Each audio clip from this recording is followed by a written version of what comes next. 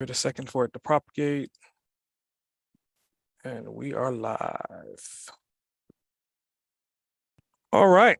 Welcome back to Boss Uncaged Podcast. So I would think that this episode is a very special episode for multiple different reasons, and more so in the education space, education realm, but we're going to talk about business as well. If you're looking at the screen right now, you probably see like the coloring is a little bit different than usual. My background, I don't have any lights on, so things are a little bit darker. So, for the people that are listening that can't really see it, I have a hat on, a t-shirt, and a bunch of merch, from book bags to sneakers, books, and everything I've done all behind me. So it's kind of engulfed in my brand. So today we're talking to Max. So I'm going to get the elephant out of the room. Max has many different names, right? So he goes by the Blind Blogger for one. He's called Mr. Midway for another one, but I'm going to give him his new name, and his new name is going to be the Advantage Boss. And we're going to talk about the advantages that he currently has that you may perceive as being disadvantages. So with that, Max, the floor is yours, and I want you to tell the audience a little bit more about you and what would you like to talk about today? Well, that's a tough question, because I generally like to talk about whatever the host does, because I want to deliver to their audience and I want to keep them listening. But just as short a bio as possible for me, I am a totally blind gentleman from Houston, Texas. I grew up in a family of carnival owners and was lucky enough to be part of that business for over 15 years in my adulthood, before my father's death caused the end of the carnival that we had to go out of business. I also grew up knowing eventually I would lose most, if not all, of my vision to retinitis pigmentosa. And that did actually come true. When I entered junior high school, I went from having about 20, 60 or 80 vision down to being legally blind, having to learn to use the white cane, learn to navigate with it, learn Braille, and switch to audiobooks and all that good stuff. So 2003, my dad passed away. Our carnival was out of business by 2006, and I needed something new to do. So I started a website to help people sell their used amusement equipment. I had to do it for myself, so I figured I could do it for other people, and I really didn't think there was anything else I knew how to do. So that's what I did. But, 2007, as a blind person, starting an online business was really challenging. At that time, you had two choices: what you see is what you get, which obviously wouldn't have worked for me, and learning to code HTML. So I taught myself how to code using the W3C school, and I built my first website and grew it over about 5 or 6 years before switching to WordPress. People were so impressed by how I took on the challenges of running an online business, such as recruiting clients, setting fees, writing copy, starting a blog, recording videos, all that good stuff. And they said, "Hey, Max, you inspire the heck out of us. Would you tell us more about being a blind entrepreneur?" And that started the blindblogger.net. And as you say, I'm called the Blind Blogger. And since then, I've written 4 books, 2 of them award-winning. I've traveled the country solo. I've written songs, sung and spoken in public at national conferences. Let's see, I've been on hundreds of podcasts, taught other people how to be on podcasts. Finally started my own show called What's Your Excuse? Thank you, Izzy, for helping me learn how to say the name of my show correctly. And I've been doing that. I've interviewed a bunch of great people. Recently, say in the last 18 months, my life has been pushing me in a totally different direction towards using my knowledge of accessibility and how to achieve it from my 15 years of lived experience as a serial entrepreneur to helping others. So I'm trying to advance accessibility for and inclusion of people with disabilities by leveraging education, communication, and collaboration instead of compliance and shame. Because I personally think that in over 30 years since the Americans with Disabilities Act was passed, we still have less than 4% of the net that's considered completely accessible. And so if the stick ain't getting us there, we got to start using the carrot, and that's where I come in. So people can find the Blind Blogger and What's Your Excuse at theblindblogger.net, and people can find my work as an accessibility expert at theaccessibilityadvantage.com, which I find it great. It shows just how great your research is, that you knew enough to mention the accessibility thing, even though when we talked, there wasn't even a website, a business, or a podcast yet. And there still isn't, but I've made the leap. I've made the turn. I'm headed down the next bend in the river. The website has been filed for. It's in the process of being built, and the podcast will be launched by the time this goes live. So think about it. You get to be at the beginning of the next new adventure for the Blind Blogger. Well, I definitely appreciate it. I mean, there's so much that you said that's positive, and so much that you said that we will need to unpack, right? So I like to start with you. I want to time travel back, and I want to talk about you being a Carney kid and being proud of it as you sang about it. And I want you to kind of talk about, like, what was it like growing up in the Carney? And you also said that you were a cotton candy stand kid at age 6. Like, let's paint that picture for the listener. Yeah, so my grandfather started the carnival in the 50s. My dad and three of my uncles all had carnivals in the 70s, 80s, and 90s. My Uncle Albert's son, Jason, is still operating a carnival now out of Corpus Christi, except his carnival is a multi-million-dollar operation that travels year-round and goes from Corpus all the way up into Nebraska and Minnesota and back. So he has definitely won the Monopoly game. If anybody still remembers Monopoly, he won the family Monopoly game of Carnival because he's still at it and very successful at it. And back then, my dad always worried that if I was walking around on a midway, no matter how safe it may appear to be at any one moment, all it would take is me bumping into the wrong person, and we'd have a fight or a riot. So he always figured the safest place for Max was either inside the house trailer or inside a food or a game booth working. And so at 5 years old, my grandmother put me to work. I put the popcorn in the boxes and the butter on top. I put the ice in the snow cone cups and the syrup on top. I did any nasty, dirty, filthy job she had for me. I was really good at sticking apples. I could do it without getting a blister or even a callus, no matter how many of them they wanted me to get ready to put in the candy or the caramel. So I worked in there. And then as my vision started to decrease to the point that I had to use my hands more than customers would like to fill the cups and boxes, then I progressed to work in games. So again, I want to keep layering up to your trademark. I mean, obviously you talk about if you can do it, then why can't someone else, right? So this is another landmark in your life. You became a damn Eagle Scout in 1984 while being completely blind. And I think you were only, like, at that time, maybe 1 out of 5 other people in the entire nation that was blind that made it to Eagle Scouts. I want you to kind of talk about that and what did that mean for you? You're pretty close. I was one of the few Eagle Scouts, blind Eagles. I was part of a special troop here in the Houston area because back then they created troops in major cities, or at least they did here in Houston, just for boys who were visually impaired. Nowadays, a blind person or somebody else with a other disability would just join whatever troop happens to be in their neighborhood, which is great because you get to hang out with people you know. And also, you don't have to spend an hour each way in the car to get to your meeting hall like we did. But it was sponsored by the United Way and the Bell Telephone Pioneers, who were a wonderful group back then who sponsored activities and helped visually impaired people in this area be active and get involved in stuff. So it was great that they supported our scouting.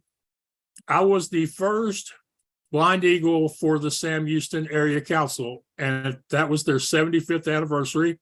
So they had not had a visually impaired Eagle in our council since their beginning. And the council takes up Southeast Texas. So you're talking Houston, Galveston, Beaumont, all the way up into Tyler. So, probably a third of the state of Texas, if that helps people realize how big an area it was. And I always remember going to our meeting halls.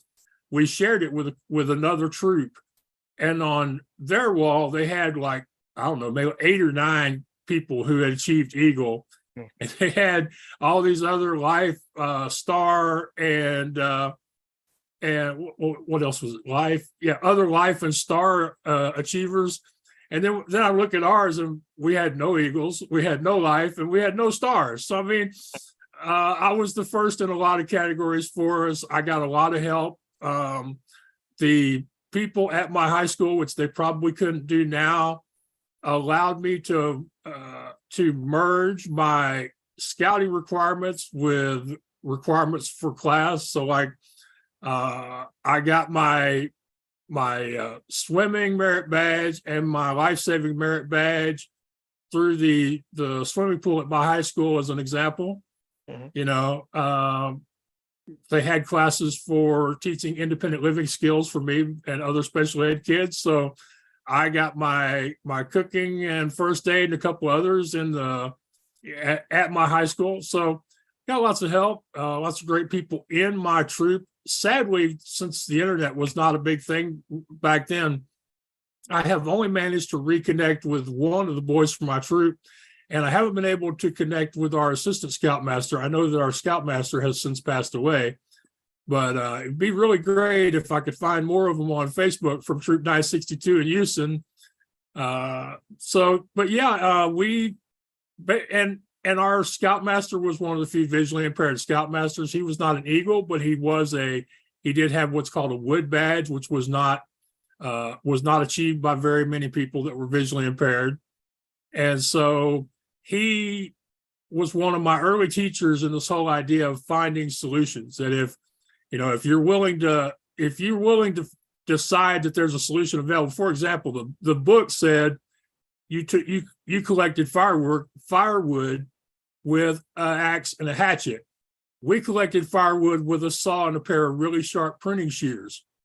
Those were safer for us, but we still managed to have some great campfires and some great stories and a lot of wonderful memories. But we had to find different ways to do it, so that's where the whole "what's your excuse" thing comes from. I honestly believe that nobody fails for a lack of solutions. They fail for a lack of solutions they want, because people want things that are easy, fun, cool looking while they're doing them. Most of the solutions that will actually get you where you're going are ugly, dirty, greasy, and will make you look foolish.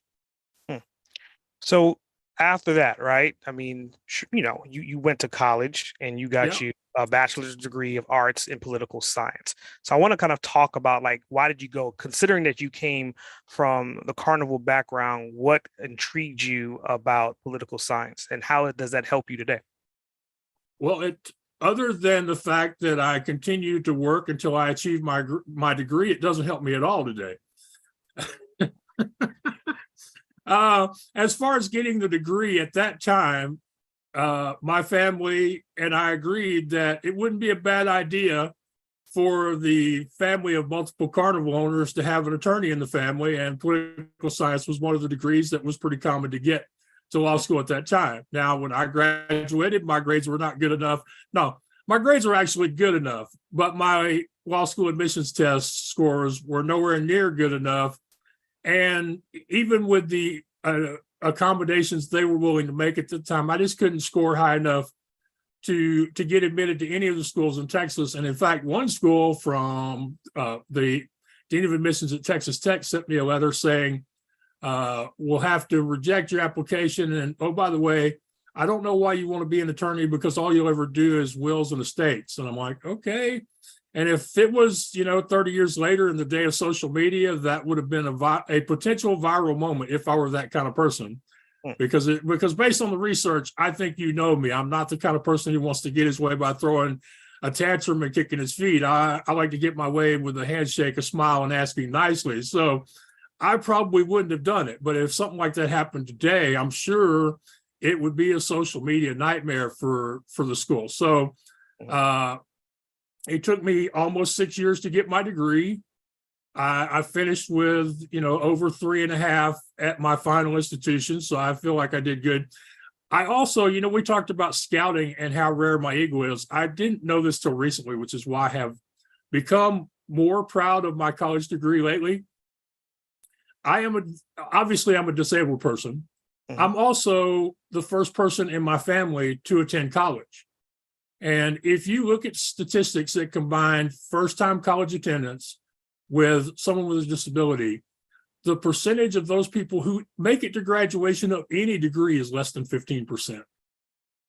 Wow. So you might as well, so you say I'm like 1 out of 7 people in that category. So I'm like, yeah, my degree doesn't really serve me a lot nowadays, although I definitely learned a lot about resilience during those 6 years.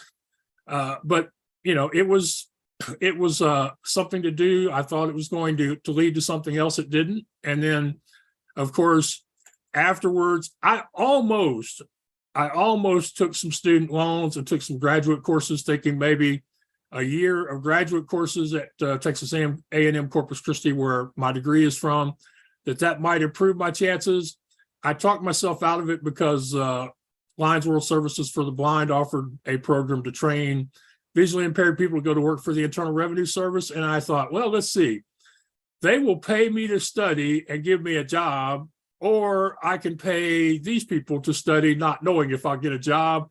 So I said, okay, this may not be the perfect answer, but I'm going to go to Arkansas and learn how to collect taxes for the IRS. And that's what I did. And I left Arkansas for Oklahoma.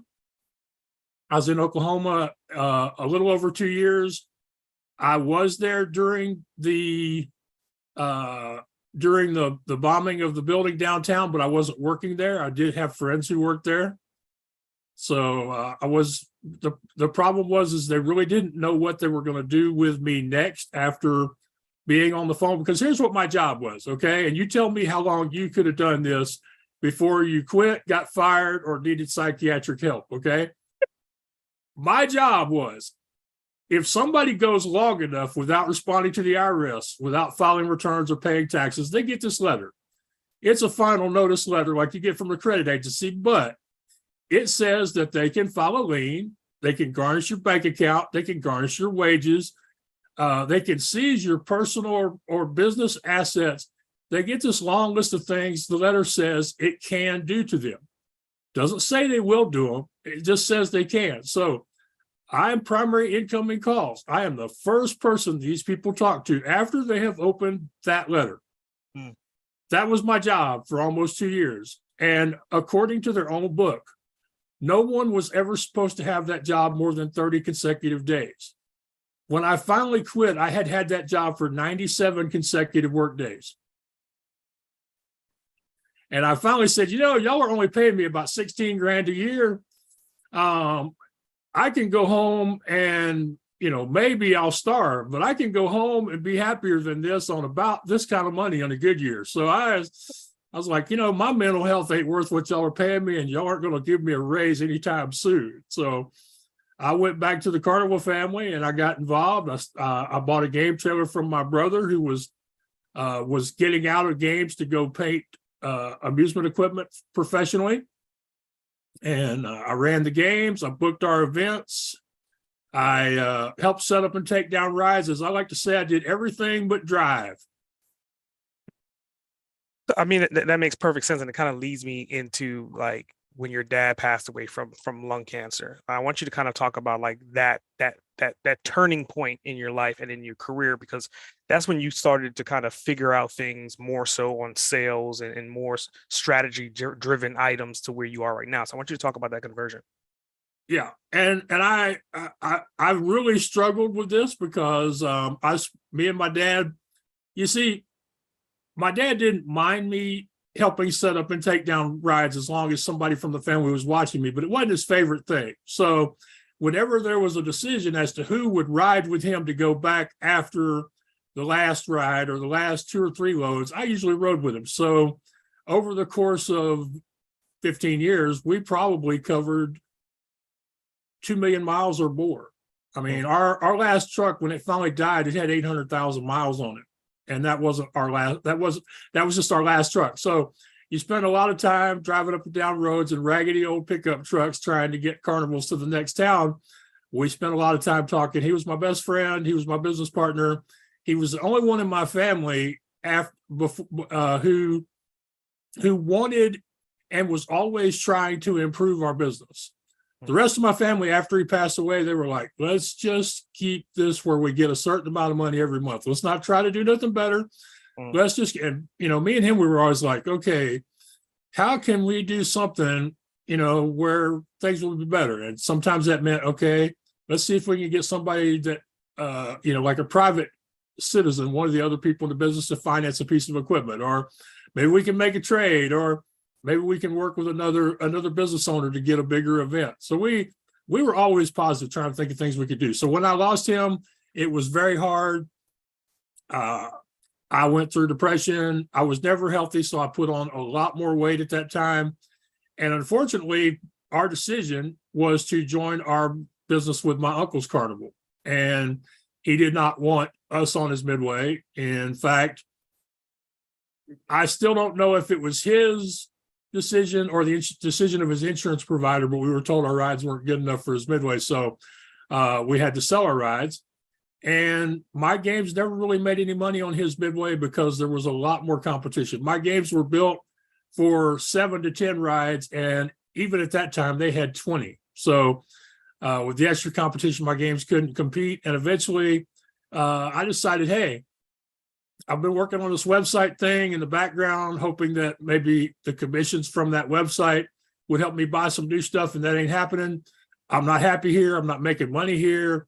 In fact, they were having to take money out of my mom's food trailer to buy the supplies for the one game I still had. And I'm like, come on, y'all just let me go home.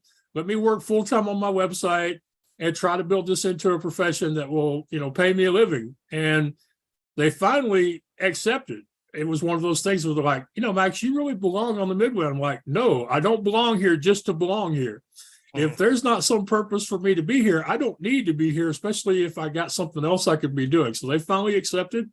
And, I want to thank my cousin Jason, because regardless of what the 100% truth is, he did force me out of the business. But my life is a whole heck of a lot better now than it would have been if I was still struggling to keep my part of that business going. I am physically healthier thanks to diagnosis of sleep apnea and being treated with a CPAP, being able to have a regular schedule most of the time, being able to exercise, eventually having gastric surgery and getting down to a healthy weight that I can maintain. So that's all so much better. I have this business, and of course, the Midway Marketplace, where I help people sell rides, is not my primary focus anymore, but I still do it because some of those people need my help. So I still do it occasionally. But really, it was being forced out of that allowed me to get physically healthy, and also allowed me to go and have the energy and the passion and the focus to put into something that is all mine. And that's what happened. So I got to thank Jason. And in my first book, Leading You Out of the Darkness into the Light, A Blind Man's Inspirational Guide to Success, I tell that story in that book for 2 reasons. One, I have to put it out there that I appreciate it. And 2, he's not one of those people you can just go up to and have that conversation with. So I put it in the book. And if at some point he ever reads the book and asks me about it, then we can have a conversation. But I don't think so before then. So forced me out of the business. I needed something else to do with my time. And at that time, I thought all I knew how to do was help people sell used carnival rides. So, you ended on that particular statement, which is kind of like jumping into like business, right? So obviously both business or any business that anyone creates is designed to make money in some sense of the creation. Otherwise, it's just a hobby, right? Exactly. And on your website right now, I think it's Casey Jones Cannonball Train, which is $100,000 or best offer. And again, I want that train's been sold, and I need to update the website. But that train brings in so much traffic to the website that I just can't bring myself to actually take it down. I mean, it's a unique item that I was blessed to sell twice. Well, I want you to think about it from the standpoint of like a business wise, like the margins or something like that. Because I think the listener, they never probably even thought about selling rides, right? So the fact that you kind of converted into selling rides, what kind of margins are you looking at selling something, let's say at $100,000? Like, what kind of profit are you looking at? All right. Well, my decision for my business model, when I started this, there were a lot more people helping you sell used equipment. There was a lot of websites at that time, but my competitors, if we call them that, were either self-hosted. They had a business, like a couple of them were hosted by finance companies. One of them was hosted by an insurance company, and several others had sponsors that paid, so they didn't have to charge. But I knew I was going to have to charge. So from the beginning, my business model was that I would get 5% of a new ride or 10% of a used ride. And that seemed to me to be a fair arrangement. Now, not everybody, in fact, most everybody did not see my point of view on it, which is why it took me a long time to start getting listings. But on a $100,000 train that had been sitting in somebody's yard for years, that I think we finally sold for 50, is I ended up getting, what did I get, 2,500 out of it, I think. So or 5,000. You have to realize, when it comes to selling new rides, there's a finite price. The price doesn't change because they know what it cost them to build it, what it cost them to market it, what it'll cost them to deliver it. So on those, there's only so much money to work with. And most people that broker new equipment actually do it on a cost plus basis, where you add something to what they want to get out of it. I always thought that was dishonest. So that was another reason that I worked on a straight commission basis on the sales. But that train had been sitting in storage for probably 20 years. It was part of the Liberty Land amusement park that Elvis made famous back in the day. And the sad thing is, if we could have ever found even one picture, just one even fuzzy picture of Elvis Presley riding that train, we could have got $250,000 for it. Wow. Never could find one. I even reached out to the museum. I stalked Priscilla Presley and her family members on social media, because I knew if I could just find me a picture, we'd sell that puppy yesterday. Never did. I think that leads to talking about you with your persistence, right? I mean, I think you also made some T-shirts. I think one T-shirt was saying that if you don't ask, they can't say yes. So, I mean, obviously, like, you're living by that presence of that statement. How far has that gotten you, like, in the journey of business? Well, it's gotten me pretty much everywhere I've ever been, because, it's actually part of it. It's a big part of it. See, I believe in interdependence. I believe that we are not intended to accomplish big things like starting a business on our own. And for some people, that's going to mean at most their family. But I believe that we either need to ask for help, or we need to allow other people to help us and be part of our journey. And I tell people to think about it this way. How do you feel when you help somebody else? And we all feel better when we help somebody else. We feel even more so when it's somebody who can do nothing for us but say thank you. So I like to say that when you refuse to ask, you rob the other person of their joy, because they would have received joy from helping you if you just asked. So that's my other part. So part of it is, if you don't ask, they can't say yes, which is something my daddy taught me back when we were trying to book a seven ride carnival against carnivals in Texas that had 15, 20, or 30 rides, many of them decades newer than anything we own. So he would say, Max, stop complaining and dial the next number, because if you don't ask, they can't say yes. And that's how we managed to book our calendar every year. Was we just kept asking until we found somebody that was that didn't have anybody else and was willing to take us. And so that's kind of stuck with me. It's been something that goes back, to probably 30 plus years now that I've been doing. But the other thing is there have been many times I've been trying to accomplish something, and people have come along and they have offered to support me in it. And because I was willing to accept their help, a lot of other great things have happened. I mean, for example, I was interviewed on Chris Cowden's podcast, which is where me and you met in his Facebook group. So I was interviewed on his podcast 2 years ago, and we talked about accessibility, and we talked about a lot of other things. And I had no idea that me and Chris were going to become friends, or that Chris would work so hard on my behalf to get me additional opportunities, which he has.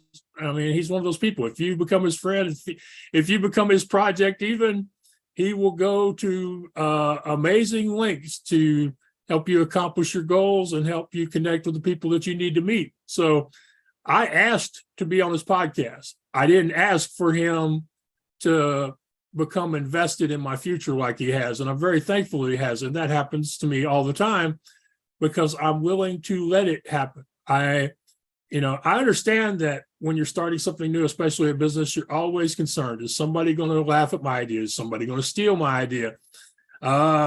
is if I share this with the wrong person, is it going to prevent me from accomplishing my goal? And sometimes that is the truth, but most of the time it's just what we've been taught. It's what we expect. It's what we believe, but it's not necessarily 100% true. So I hope more people will ask themselves, is there somebody I know who can help me accomplish this? And I actually came up with a 4-question approach that I take to stuff like this. And so I asked myself, okay, Max, this is what you want to do. Say, well, and make a list of the things that I feel like I'm going to need to do, because I say I think I'm going to need, because we both know the list will get longer once you start doing something. So I asked myself for each item, Max, can you do something about this now? And if I can, you go ahead and take action immediately. Mm-hmm. Then I say, okay, Max, you can't do nothing about this. Can you learn how to do something about this? And I go, okay, you can learn it. Well, then go find somebody to teach it to you. Watch the video, listen to the podcast, ask the mentor. Then I go, okay, if I can't do it or learn how to do it, is there somebody I can get to do it for me? And that may mean asking them, paying them, hiring them, getting volunteers, or occasionally people reach out to me. So if I can get somebody to do it for me, then I ask them to do it, or I start working with them right away. Mm-hmm. Now, if I can't do it, and I can't learn how to do it, and I can't get somebody else to do it, I put it off to the side and focus on the things in those first 3 categories for a while. And then in a month or 2 months or 3 months, I come back and I look at that 4th category and go, what of these items can we move to one of those first 3 categories? And if I can, I put them in their spot and I take action. So for me, asking is a big part of who I've become. I know it's scary. I know people feel like they're going to look weak and uninformed, that they're going to look incompetent. But trust me, there are a lot of people out here, especially people who have done what you're trying to do, who they got where they are because somebody else assisted them. And many of them are just waiting for somebody to come along and go, hey, I know you're the expert on something. I know you've been doing this for years. I'm really struggling with this, and I would appreciate it if you could help me. And more often than not, the answer will be yes. And if the answer is no, it won't be a straight no. It'll be no, I can't do it right now, or no, here's somebody who would be even better for you. Those are the answers I have generally got when I've asked for help. So but it's hard. It takes practice. I suggest asking for small things in the beginning. I talked to a coach a while back, and he said he finally came up with a way to get people to start scary things. I said, well, what example do you use? He said, I tell them it's just like jumping off a cliff. He said, but if you are going to be crazy enough to jump off a cliff, start with ones really low to the ground. I think, in a sense, I would say that you're a risk taker, right? You're willing to take the risk to achieve whatever your goals are. And I think by doing that, it stands you apart from the average Joe. Prime example would be your solo trip to New York City, right? And I want you to kind of talk about that to a certain extent. You went ice skating, you went down Broadway, you're shopping in Times Square. And think about, I want people, if you've ever been in New York before, imagine Times Square, imagine Broadway, and imagine ice skating blind. All 3 of these things are just something that we cannot conceive. So I want you to kind of talk about that, and how did that make you feel to accomplish those things? All right, I'm going to talk about being a risk taker, but I want to make I'm going to talk about the New York trip, but I want to make one comment about being a risk taker first. If I am a risk taker, it's because I've been in situations where I didn't have a choice but to take the risk, and the results have been mostly positive. In my family, I have a lot of history of us doing things that we probably shouldn't have, but somehow making it work out. A friend of mine actually says one of my most valuable abilities is the knowledge that somehow, some way, I'm going to make this work once I begin doing it. Now, it may turn out that I'm wrong. Most of the time I'm right, or as my friend and editor Lorraine regularly at wordingwell.com likes to say, Max gets into more shit than any one person I've ever met, but he always finds a way out of it, and he always comes home with a great story. So the New York trip. All right, I was sitting in Houston upset because I couldn't go to the trade shows for the amusement industry, and I couldn't go meet people face to face. And I was like, I want to get away from my house because I've been behind this laptop a long time. And I found and I was subscribed to an email list for authors, and I got this email that said Amtrak writing residency. And so I clicked on the link and I went and checked it out. And at first, I almost talked myself out of it because I read the previous winners' accomplishments, and most of their bios said stuff like have had play produced off Broadway, have had 6 #1 bestsellers on Amazon and stuff like that. And then I thought, wait a minute, Max, you're #1 modus operandi. The reason you are where you are is because you've never been afraid to stick your hand up and say, pick me. So I filled out the submission. I still thought they would say no. I got a call from an unlisted or unknown #1 night. It turned out they were calling me to tell me yes. And so they said, okay, Mr. Ivey, you have the tickets. You can go anywhere. It's up to you to decide where you want to go and when and how long you want to stay there. She said, but we only pay for the tickets. No matter where you go, you have to cover your housing, your food, your clothing, your souvenirs, and any other expenses you may have. But even knowing that, I sat down and go, okay, Max, here's where Amtrak can take you from Houston. Where do you really want to go? And I said, don't think about it as to where you think you should go or where would be easiest. Just where do you want to go? And based on the options leaving my house here in Houston, I said, I'm going to go to New York City, and I'm going to go there for 2 weeks in December. And I said, at the time, I didn't know how I was even going to find rent money to get there, but I decided I was going to go. And I said to myself, this was in May. I said, this will all work out some way between now and December. And I always had the option of, if for some reason it didn't, I could always just not get on the train. But an old friend reached out to us and asked us if we would book his carnival into an event we used to go to. And when it was over with, he handed my mom a check for $2,500, and $900 of that went to cover my rent at the Airbnb in New York City. So I was gone. I left Houston with $400 in my pocket. I'm saying that really slowly because other hosts have said I say it too quickly, that it doesn't let the importance sink in. I had $400 on me, but I had my room paid for. I figured worst come to worst. See, I believe that when you decide that you're going to enjoy an experience, you can find ways to enjoy it. So I figured, hey, $400, I can buy groceries and eat in the room for $150 of that. That gives me a couple hundred to spend on something. And while I know New York is a really expensive city, I figured there had to be things in that city that could be done free or on the cheap. So I figured I would have a great time there no matter what. Now, wonderfully, halfway through my 2 weeks, that train got sold, and they sent me my end of it. And a friend of mine donated $400 to my GoFundMe campaign.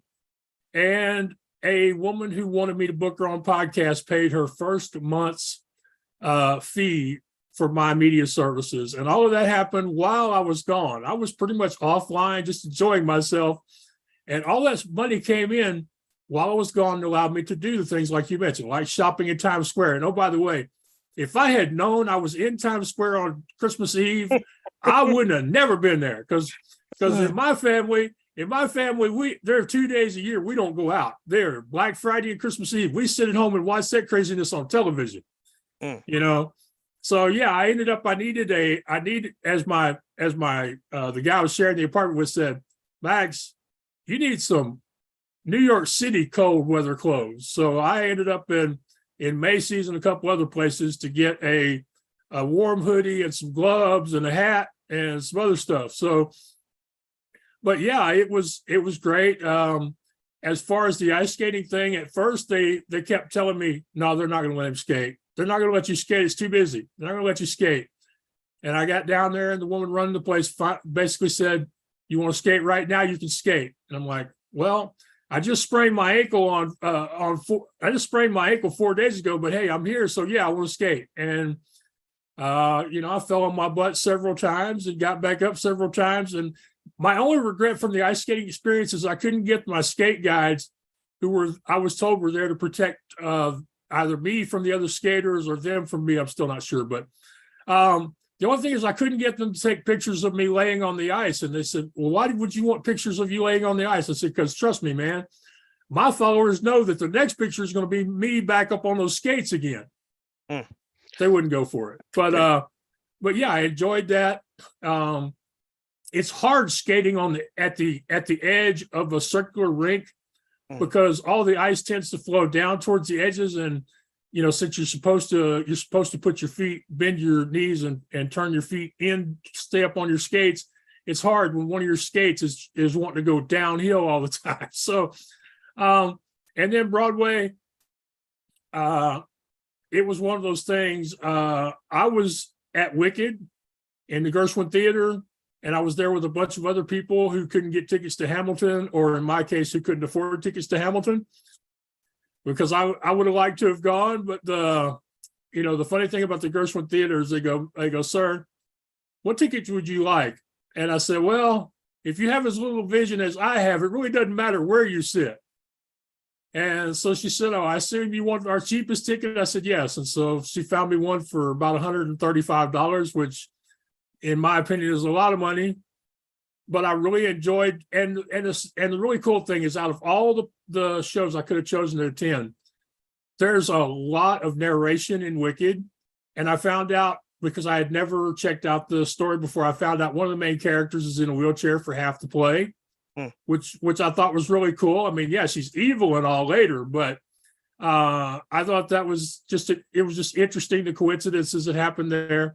I did take the train there and the train back, and I got a great book out of it. There's one more thing I think I need to mention from my New York trip, because I think I've been told the photos in my book of that trip are as good a lesson as anything that I wrote in that book. And this is because, okay, I'm a blind guy going to New York City with no one going with me. And I come home with all these beautiful photos of my travels. And what I did was, before I left, I went and bought a really simple Nikon camera that pretty much anybody could operate. Because I figured that, if I get lucky, I'll end up with photos. If I don't, at least I will have tried. So anytime I was somewhere, I go, hey, would you take some pictures for me? And nobody ever said no. Most of them did want to take 3 or more pictures because they wanted to, be sure that they didn't mess up my trip by messing up my pictures. But so when we got home, my editor had like 300 pictures that she narrowed down to 60 pretty good ones. And so in the book, it's got all these great photos of the places I went and some of the things I did while I was there. And how many people, would have thought to do something like that? And, and as far as the photos go, my favorite photo story is the photos with the Secret Service agents.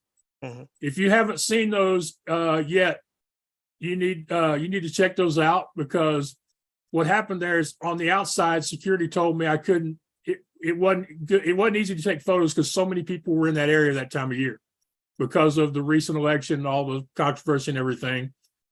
I still don't know how I chose to go to the Trump building, but I did. So inside, I mentioned it to the Secret Service guy as he's scanning my bag and walking me through the checkpoint. And he goes, "What do you mean they said you couldn't get pictures?" "We'll take you some pictures." And so I've got pictures that were taken with Secret Service men by Secret Service men. And in one of them, I said, "Hey, man, can you make it look like you're roughing me up? I want you to look really mean to me." And he did. And I was like, that's some really cool guys I met. But how many other people would have thought to ask for something like that, or to mention that they wanted something like that? Because most people never will. Most people are scared. And I don't know if it's a lack of a filter, or, like I say, it's just 30 plus years of trying to do things I shouldn't have and having them turn out pretty good that makes me say things like that out loud and usually have them come to a good end. So I mean, obviously, like, you had a hell of a ride, a hell of a journey, and I want to talk about like your personal preferences for a second here, right? Okay. You have a love for old time radio shows. Do you think that's why your podcast is pretty successful, because you're listening to like old ads, old highly descriptive content, versus trying to keep up with the everyday podcasters? That's a question nobody's ever asked me before in that way. I think that storytelling is really the most important part of who I am and what I do. And In the days of radio, the story had to rely on the dialogue and the effects. The story couldn't depend on the visual aspects. So I think all those books, the hundreds of books I've listened to over the years, appreciating other people's storytelling craft. I think of all those nights on midways where we got rained out or when nobody showed up and people from my family or people in the business were telling stories, on the midway.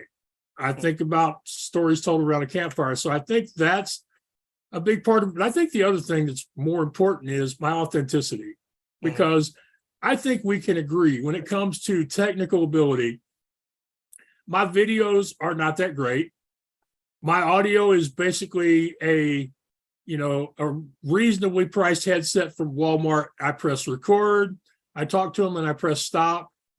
But I let people know that that's the way I'm doing it, because I feel like there are two choices. You can either, in my case, I don't enjoy editing. I'm not good at it. I would like to learn how to do it, but I haven't. So I said to myself, Max, you can either try to edit this stuff and maybe never release anything into the world. I said, or you can just tell people, hey, this podcast episode is recorded live, just like television and radio used to be, and let them either decide to listen or not listen. And that's what I did. And it's worked for me really well. And I'm seeing more people that are doing it. Now, as I start to embark on a new podcast under the accessibility field, the accessibility advantage, I am going to have to edit or hire somebody to edit. I'm also looking at embracing some of the artificial intelligence tools like Capsho and Descript so that I can do editing, because since about half my audience are going to be business people or business leaders, they like their content short. And so I'm going to have to get to the point a lot quicker, and that will probably require editing, because as you can tell, I don't give short answers and I don't ask short questions. So I'm kind of stuck with, I'll have to learn how to edit or find some tools that will help me do that. But I really think it's authenticity, it's storytelling, it's knowing my stuff ain't as good as it could be, but putting it out there, because the other option is losing the opportunity to share my knowledge, experience, and stories, and to share my guests with other people. And here's a line I like to use when I speak on this subject of overcoming perfectionism and putting your work out in the world. I like to say to people, look, if you give them the opportunity to find something to love, they will find something they love.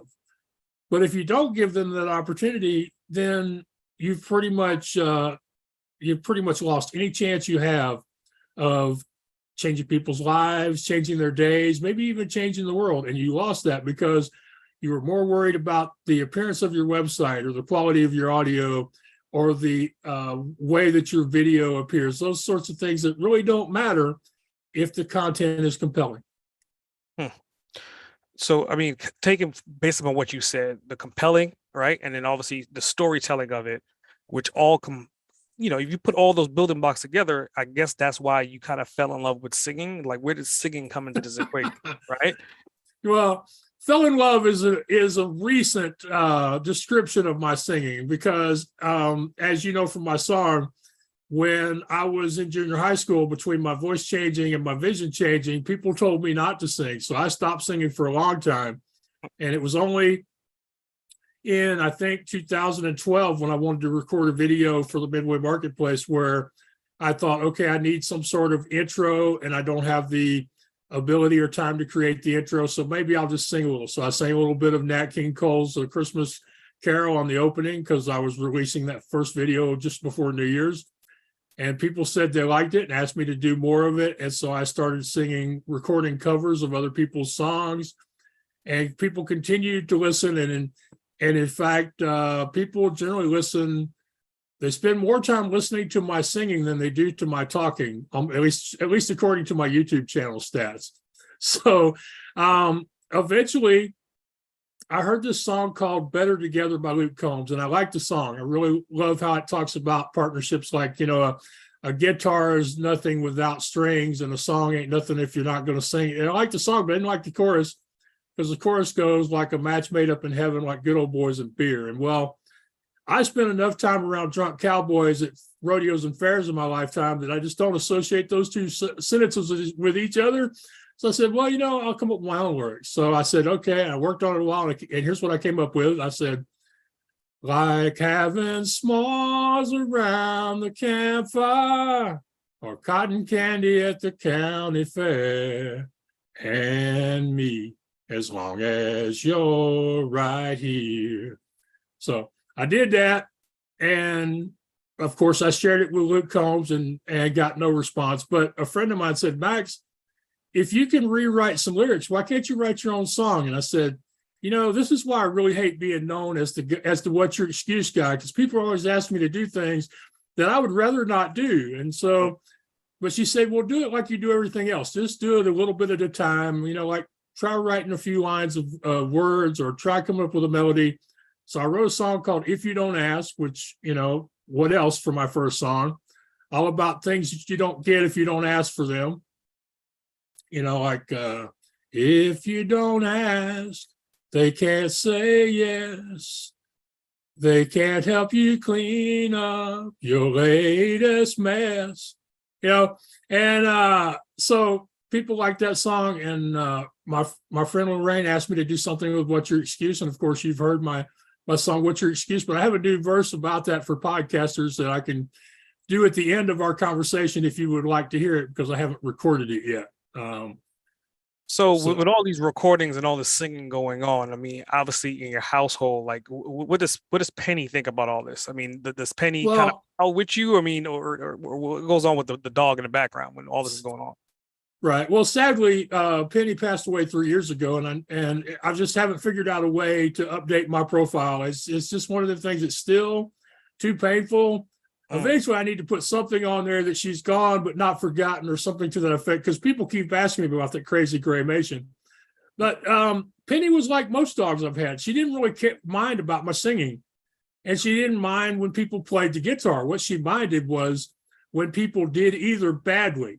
So, like, if you're somebody banging on drums that doesn't know what they're doing, or somebody, just playing a guitar, just, really, really twanging the chords and, just basically just making noise, she'd go outside. She'd be headed for the door. Somebody open this portal to the magic world. I'll go chase some squirrels till y'all are through, So, but, and even my dog before Penny, Samantha, which was a poodle terrier, and, both of those breeds are not known for being still or patient with noises. But whenever I tried to learn how to play the guitar, she'd sit right there at my feet and listen to me practice. So I think with animals, they know when you're sincere, whether that's your words or music. And if they don't feel like you're really trying to do something, then they'll get annoyed with you. Of course, most of them have short attention spans anyway, but I learned a lot from my dog, and I think we can all learn a lot from our animals, because most of them don't get too upset about yesterday or tomorrow. They don't obsess with what the other dogs are going to think about them. They just go, hey, I'd like to chase that squirrel, or it's time for dinner and you should be putting food in my bowl. So I think we learn a lot from our pets when it comes to mindfulness and how we deal with the world around us. But yeah, I miss the dog, and I have had people, though, who have not been so happy with my singing, because once I decided that I have a good voice and that people like to hear me sing, I started singing pretty much everywhere. So I will sing filling the coffee machine. I sing in the shower. I sing when I'm waiting on an Uber. Now, most of the time, if I sing along with the radio while I'm in the Uber, the drivers will tell me I sound good. So that part is okay. And sometimes I even have gotten to sing with Uber drivers, which is really cool when it happens. And occasionally I've woken people up because I was singing before they were ready to hear anybody sing, no matter how good it was.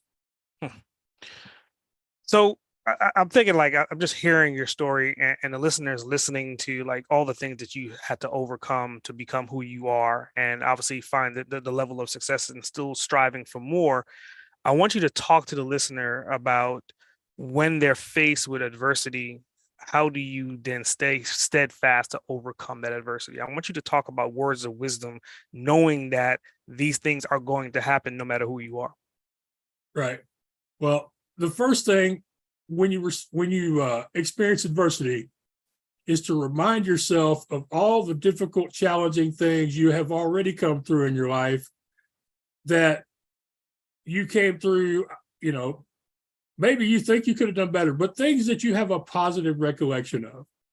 I like to say that a lot of times in stress, people will play the movies in their mind, but they pick the tragedies instead of the feel-good moments. So we've all done things that are hard, but we forget them. We gloss over them. We get far enough away from them to forget about it. So sometimes the only way you can do this is to make a list. So get out a piece of paper or open an electronic file and make a list of the hard things you've done in your life. And then think about how did you manage to deal with those particular types of adversity, and see if there's something in those practices you can apply to your current situation. Because trust me, I'm blind. I've been through a lot of hard things. I'm a former carny. As a business owner, a small business owner, I've been through a lot of hard things, but everybody's been through something. Everybody's got something. I'm actually working on a new song where the hook line is everybody's blind about something. I just have the white cane, So think back to past successes. Make a list if you have to. Have at least one person in your life. I know they say, you really want to have 5 or 6 or 7, but have at least one. If you don't have at least one person in your life who will tell you you're better than you feel like you are when you're having a bad day, or at least one person who will tell you you're not as good as you think you are when you are when you've gotten a little too big for your britches, when you feel like you're more of who you are than you really are, you need that one person who will tell you the truth. And more often than not, the truth will be, so it was a bad day. You'll do better. I went to New York City in 2018 as part of a 3 cities I was going to do talks in. Got sick, ended up broke, almost homeless in New York City in 2018. Got home, had to be rescued by friends online to get me home. The person from church who picked me up in the truck to bring me back to my house made me put on 2 pair of gloves and a mask. And I get home and I post on social media, this was not a good week. I'm going to pull the covers over my head and go to and listen to some cartoons now. And within 30 seconds, friends of mine are telling me, Max, we know you're better than this. We know that sometime in the next 48 hours, you're going to be scheming and planning and dreaming for your next big adventure, no matter how bad this one was. So, but I have those people. I've attracted those people. I've let them into my life. I have embraced them. I've become part of their lives. And quite a few of those people, where did I meet them? I met them being interviewed for podcasts, or I met them having them on my podcast, or I met them at conferences for podcasts. So podcasting has a lot of advantages. So have that one friend. And if you don't have that one friend, you're more than welcome to send me an email, because I'm always happy to hear a good story and to provide advice where I can. So just ask at theblindblogger.net. But if you don't have that one person, get them. If you have one, try to find 2 or 3 more. Remember past successes, and have a community, and have a practice for finding the positive in what you are going through, because there are positives, no matter how bad it is. And I'm not saying to ignore the bad. I'm just saying, no matter how difficult this trouble are, there is something in it that you can take out of it that'll be positive that you can use in your future. So, I mean, with that, obviously you're saying they can email you. Is there any other websites that you like to send them to get in contact with you? Well, they can go to theblindblogger.net, and very soon they can go to theaccessibilityadvantage.com. And of course, they can find me on LinkedIn under Maxwell Ivey. It seems to me here lately, I've been meeting a lot of great people on LinkedIn. So if y'all don't have a profile over there, maybe it's about time you get one, because I'm always looking to make new connections. Here's the way I look at it. There are a lot of people who will come on podcasts or on the internet who, if you don't want to buy something from them, book them, or hire them, they don't want to talk to you. I'm not that way, because so many times great things have happened to me that I had no way of anticipating when I opened the email or when I answered the phone. And as long as I could, until I have experiences where it starts to hurt me to talk to people that I've never met before, I'm going to keep doing it. Mm, mm. I mean, so I think it's definitely interesting that you're jumping into the space of accessibility and advancing that. I want you to kind of give us a day in the experience of a blind individual on the internet. I mean, like to your point, we talked about like forums. Most people don't even think about forums. We talked about gifts. Most people don't even think about gifts. I want you to kind of talk about the limitations of what you can actually utilize or see on your end versus what people that can see on their end. Right. Well, I appreciate doing that, but for honesty, I have to say that I didn't jump into this field. I was kind of pushed into this field. It turns out that I like to say it's always great if you can find something that you want to do, that you're good at, that other people want you to do, that will pay you for it. So a year or so ago, I was invited to start writing content for audioi.com on the field of accessibility. And every one of those posts I brought with it my belief that accessibility is a partnership that requires collaboration, that we have to talk to each other and explain our needs to each other. Since then, I've started writing for PHP Architect, and I've got a review coming out on Review Magazine this month on Roku from the point of view of a visually impaired user. So, and I've had a few people contract me to review their websites and help them make them accessible. So I've been kind of being pushed in this direction. And of course, I got 15 years of experience navigating websites and communicating with website owners through their tech support people trying to make things more accessible, whether I knew it or was getting paid for it or not. So this is where I'm at, and I think this is where I need to be. So if we're talking about vision loss, there are two parts to it. There are people who use a screen reader, which I'm not one of those because I have no functional vision. But for people who use a screen reader, every time they increase the magnification, they lower the amount of screen they can see at any one time. So the amount of information on the screen is very important to that type of user. And the way you set up navigation on your website is very important to that person, because for the small parts of the screen they can look at one time, they need your links to take them to the place where they need and expected that they would be taken. So now for people like me that are screen reader users, I like to say it would be like going to your national park and going on a hike, and you're totally blind. Your guide knows everything. He's been everywhere. He knows every blade of grass. But if he doesn't communicate everything he knows to you, you know nothing. So when you deal with a screen reader, I only know what the people who developed that website tell it to tell my screen reader to tell me. So, for example, if a website developer does not describe images through what's called alternative text tagging, my screen reader not only doesn't know what the picture is, it doesn't know that the picture is there. In fact, it doesn't even know that the picture is missing. It just passes right over where that picture would be unless there's a description of it. Unless that alt tag is implemented, my screen reader doesn't know it's there. And think about how many people attach images to links and buttons. So basically, if they don't describe that image they attach to the link and button, I don't know their link or button is there either. You know, those are the kind of things you deal with. And you mentioned forums. Forums are one of my most hated things in the world, because if you think about it, a forum for your website is like a drawbridge in a city. You know, it can be down all the time, or it can be pulled up all the time. But, you know, whenever it's pulled up, it's stopping people from going to and from that city. And when you mess up your forums, you basically pull up the bridge between you and your potential clients and customers who happen to have a disability like mine. So I would say this: if you don't know how to create an accessible forum, then don't do it. Use Google Forms. Because while I can't use Google Forms, the back end is not accessible. It's one of only two things in Google that are not accessible. The back end of Google Forms and, in my opinion, Google Docs are not accessible. But if you create a Google Form, which I think, you use a Google Form or use your own? I can't remember. Google Forms is what I use. Yeah. See, our host here, he used Google Forms. It had like 5 or 6 pages to it. I never had a real problem. I never got stuck. And I've been on forums that were one page. Somebody sent me a survey the other day to discover what type of podcaster you are. And I'm not going to mention the website, so I don't want to call people out because I don't think they really understood that they didn't do it right. The very first page where you're supposed to put in your email address and press next to start the survey.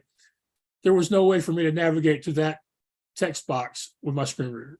Absolutely no way I could find to get there. So I had to send them an email and tell them, hey, this form is not net. So, and forms aren't just for requesting information. Forms usually also connect to opportunities to buy stuff, to your payment options. If you're creating something where people are going to join a network, those forms connect to people creating their profile, and profiles determine how well you can communicate with people on a given network. One of the really problem areas for forums is images. And you know this because you follow me. I recently went through a problem with Facebook because my friend Chris Cowden, he created me a wonderful new image. It tells people who I am right on a picture of me. That's a good picture. Uploaded it to LinkedIn, no problem. Uploaded it to Facebook. First, I put it in the wrong space, and then even if I put it in the right space, it had to be edited because Facebook has a cover picture and a profile picture. Mm-hmm. Neither one of those were capable to have accepted my image. So one thing I tell people now is, hey, if you really need me to submit an image, do two things, or do one thing. Beside the place where I'm supposed to upload an image, give me an email link where I can just send you the images and you can do it for me. Because trust me, it is so difficult to figure out from the image file I have, what dimensions does it need to be? And even if I know the dimensions and I try to adjust it to those dimensions, I can't guarantee that the resulting image is still going to look flattering. Mm-hmm. So images is another part of forums that is very difficult for a blind screen reader user. And so I encourage more people to be flexible with that, to possibly have a mechanism to check the work of people who are submitting.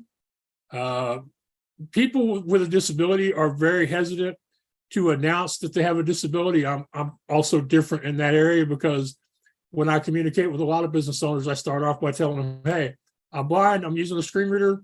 I don't anticipate problems with your website or app, but there may be. And if that's the case, I didn't want our first communication to be me telling you things that were a problem. So I start off by connecting and trying to become friends and hoping that helps me if and when I do have a problem. But I really wish people with disabilities are afraid to announce their disability because there are so many past experiences where they either didn't receive service or the service was less than they would have received if they hadn't announced their disability or disclosed is the professional term for it. And there have been even a few cases like the Airbnb case where people on the system were charging the blind users more because they identified as being visually impaired, which is terrible when it happens. And I believe that's been fixed. So people with disabilities are hesitant to announce to a website or an app developer that they have a disability.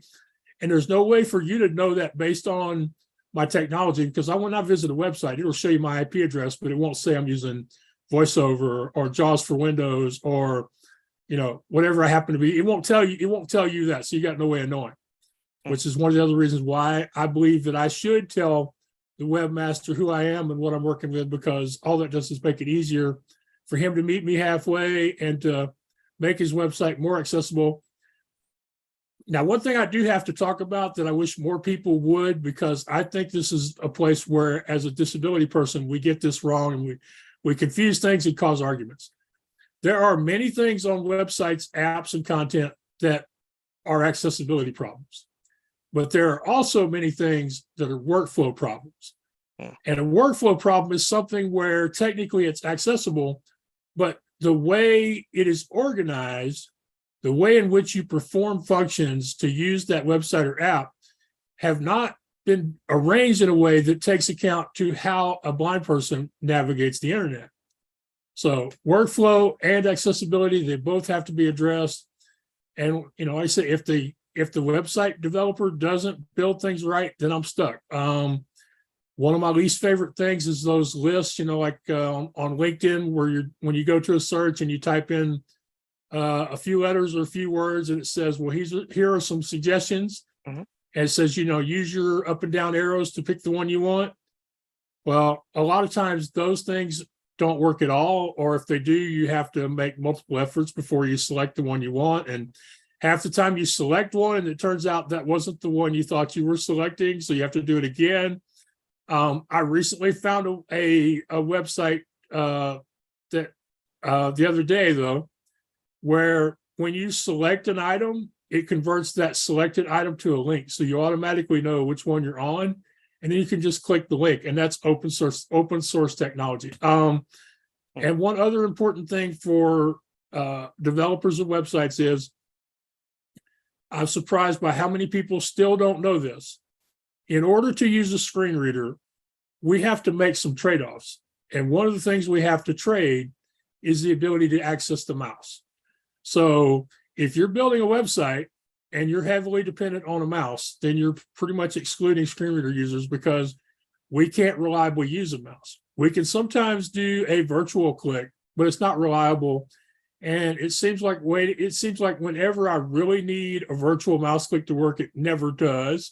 So always, you want to offer keyboard combinations either solely, or you want to offer them along with your mouse-based operations, because our screen reader users, we don't have access to a mouse, and most people don't know that, which is why, I really love having conversations with you about stuff like this, because it gives me the opportunity to educate people. And I find that there are things that occur to me that don't occur to other people as being issues, or that don't get talked about enough. So, like, for example, people talk about alt text, but they don't talk about color name descriptions, because I got no idea what mint julep looks like. If you tell me it's a dark green or a light green, I have a clue because at one time I had vision and I can remember a lot of the colors from my kid's Crayola coloring box. But if you tell me, give me some weird old name that you've trademarked, please put a description with it that tells me what normal color that works out to be. And then, since you mentioned, I want to make sure I get back to it. You mentioned GIFs, stickers, and emoticons.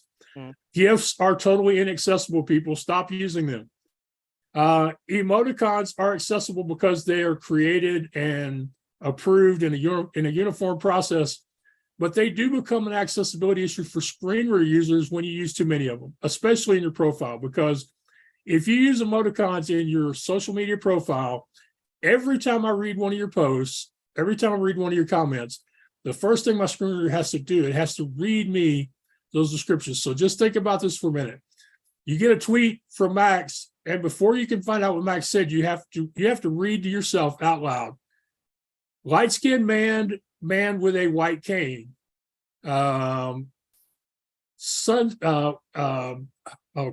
Smiley face with sunglasses. Vibrating gold star. Just you all know what the emoticons you see more often than not. So each one of those you put in your profile has to be read every time you post on social media by somebody like me. When you send text messages, every single one of those has to be read. It's great that my screen reader can read them, but sometimes they get in the way. And so I would not recommend more than 3 emoticons in a post, and really no more than 1 in a profile. But if you are going to use more than 1 emoticon in a profile, please break it out with some words in between, so that I can kind of get an idea who you are before I get stopped by the next emoticon. And then stickers are like images. It all depends on the person that created them, the company that developed them, and how good a description they gave for them. Some of them descriptions don't tell me anything that will let me know whether or not I even want to use the sticker, like in the sticker store. And some of the people use them, and I have to ask them, well, what the heck was that? And then some of them are really good. I'm a Peanuts guy, and one of my favorites is Snoopy, a white and black beagle with big floppy ears, shuffling his feet in a happy dance. That's one of my favorite stickers, because the description is so full. So with stickers, if you're making a sticker, and I know a lot of people have those apps on their phones where they can make their own stickers. If you're going to make them, describe them so that I can know what the heck the person who sent them to me is trying to say, and then decide if I want to use them.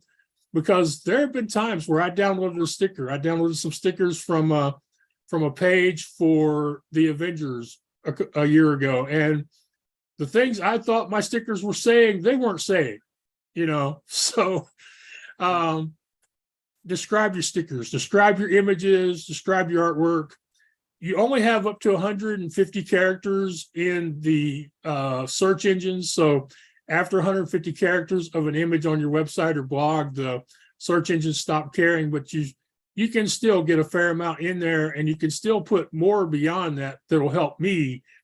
It just won't get indexed. And of course, I'm all about giving people the why behind accessibility, because I don't think we do a good enough job explaining why it should matter to people who think, given the size of the disability community, or given the number of potential customers within it, that, it's not important to them. But I like to give people the reason. So for images, when you add that alt text, it's searchable in Google, Bing.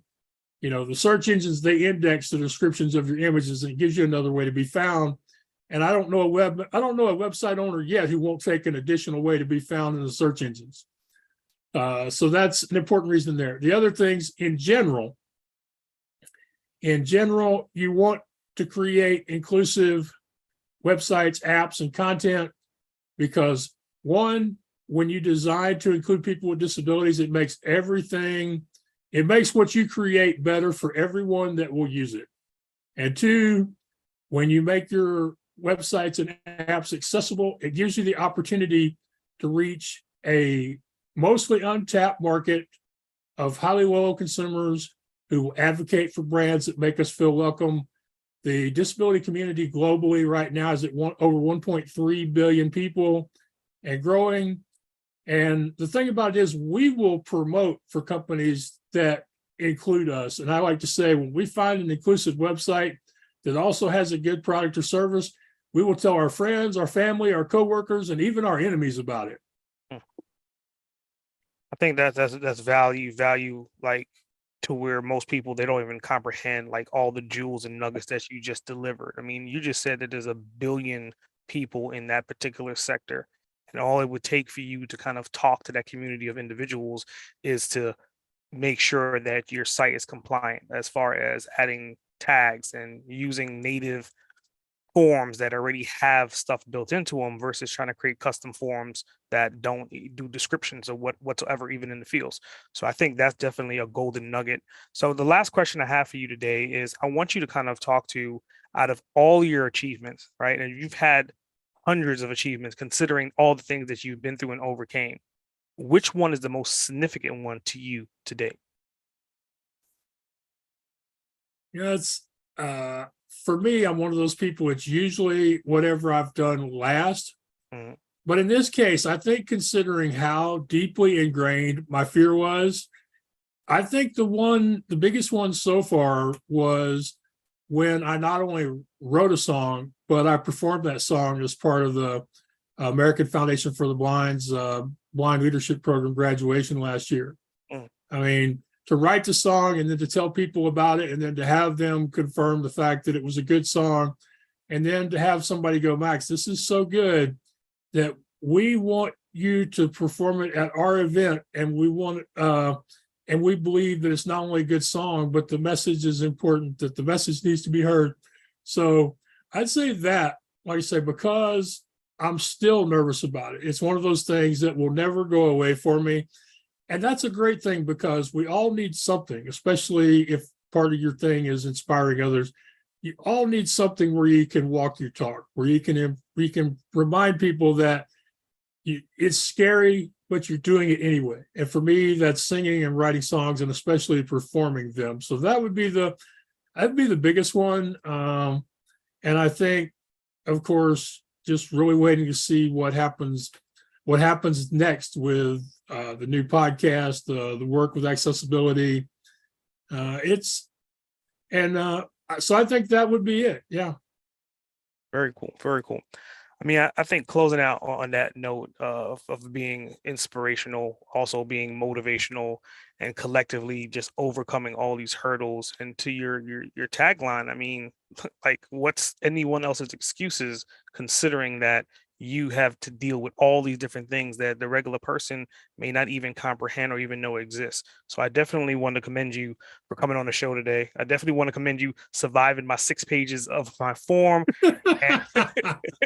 And and I love to see what you're doing. Keep on doing it. And I think the listeners, if you, I think this is the episode to where you have to take action on at least one or two of these things. If you're not writing descriptions for your images, you want to stop and think about it. Close your eyes and see if you can kind of really navigate your own platforms. If you were disabled, if you didn't have vision, could you even go through your format?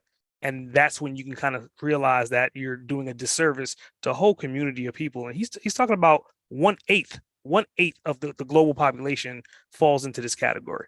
So I definitely appreciate you being here today, Max. And again, I look forward to seeing what you're doing moving forward.